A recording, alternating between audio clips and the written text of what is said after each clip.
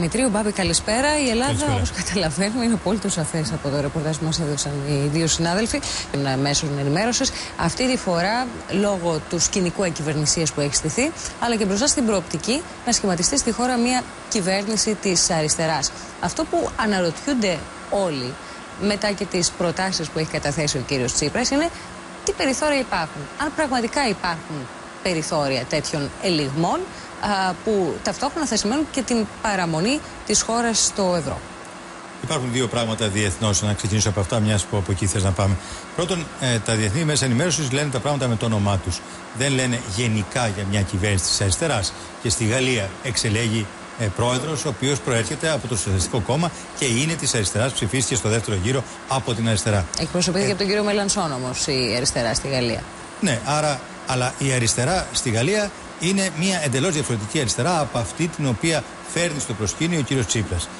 Το πρόγραμμα και μόνον του ΣΥΡΙΖΑ φέρνει την Ελλάδα απομονωμένη από τα υπόλοιπα κράτη, διότι έτσι όπως είναι τα πράγματα και βγάζουν αυτό το λογικό συμπέρασμα, και εφόσον θέλει να διακόψει τις σχέσεις που υπάρχουν με την Ευρωπαϊκή Ένωση, ανεξαρτήτως των αφηρημένων ενιών που λέει ότι θέλω γενικώς να είμαι στην Ευρώπη, αυτή τη στιγμή αυτό που κρατάει την Ελλάδα στην Ευρώπη είναι η σχέση που έχουμε, η χρηματοδοτική. Αν αυτή κοπεί, τελειώνει πρακτικώς και η ιστορία της Ελλάδας στην Ευρώπη. Και αυτό που διαπιστώνουν τα διεθνή μέσα ενημέρωσης με απόλυτη σαφήνεια, και είναι ακριβώς έτσι, είναι ότι επιταχύνεται η πορεία εξόδου της Ελλάδας από το ευρώ.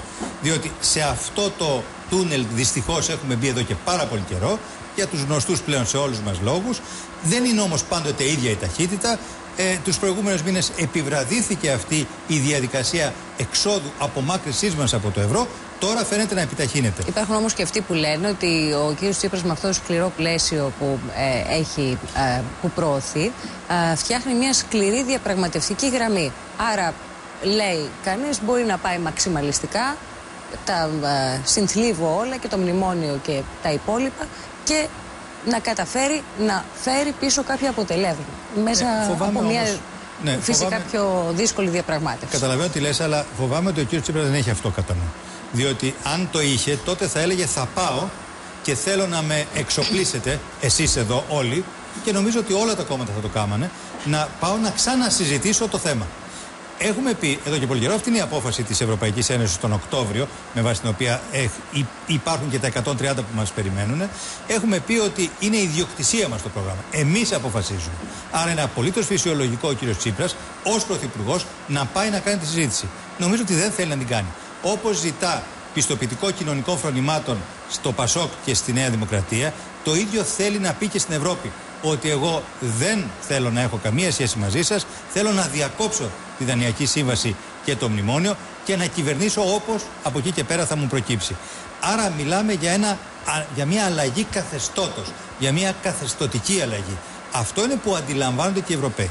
Οι οποίοι όμως την ίδια στιγμή δεν θέλουν σε καμία περίπτωση να έχουν αυτή την ευθύνη της εξόδου της Ελλάδας από το ευρώ. Άρα, ακόμη και όταν η κυρία Μαρία Δαμανάκη στέλνει επιστολή, όπως έκανε το απόγευμα, στον πρόεδρο της Επιτροπής, τον Μπαρόζο, και του λέει ότι πρέπει να δοθεί χρόνο στην Ελλάδα, πρέπει να υπάρξει μια αναστολή, όπως έχουμε εξηγήσει, στην εφαρμογή του μνημονίου, και να δοθεί και η ανάσα, προφανώς χρηματοδοτική, στην Ελλάδα, για να μπορέσει να βρει άλλες λύσεις. Ακόμα και τότε δεν είναι καθόλου σίγουρο ότι αυτό θα συμβεί. Και θα σου πω το τραγικό αποτέλεσμα που μπορεί, απέφχομαι, και ελπίζω όλοι να καταλάβουν και να το αποφύγουν. Η Ευρώπη ετοιμάζεται να εξαγγείλει και να αρχίσει να εφαρμόζει στους επόμενους μήνες ένα μεγάλο πρόγραμμα που δεν αφορά μόνο την Ελλάδα, ύψους 200 δισεκατομμυρίων, το έχουμε ξαναπεί εδώ, που θα πάει στα θέματα ανάπτυξης. Ετοιμάζεται επίσης να χρηματοδοτήσει αυτό το πρόγραμμα από το δεύτερο εξάμηνο του 2013 και μετά με ευρωομόλογα. Είναι ένα ερώτημα αν η Ελλάδα θα είναι σε θέση τότε να είναι μέσα σε αυτό το περιβάλλον, ή εάν θα έχει βγάλει τον εαυτό της ήδη απ' έξω. Φοβάμαι ότι με όλα αυτά που γίνονται, λέγονται και σκοπεύονται να συμβούν αργότερα, και ενδεχομένως με μια αυξημένη πλειοψηφία που επιδιώκει ο κύριος Τσίπρας, παίρνοντας τον πόνους σε επόμενες εκλογές, εάν θα υπάρχει τέτοιο θέμα για την Ελλάδα. Άρα τα πράγματα είναι μάλλον στην δύσκολη πλευρά παρά στην εύκολη. Μπάμπη, σε ευχαριστώ πολύ. Κυρίες και κύριοι, το αποτέλεσμα της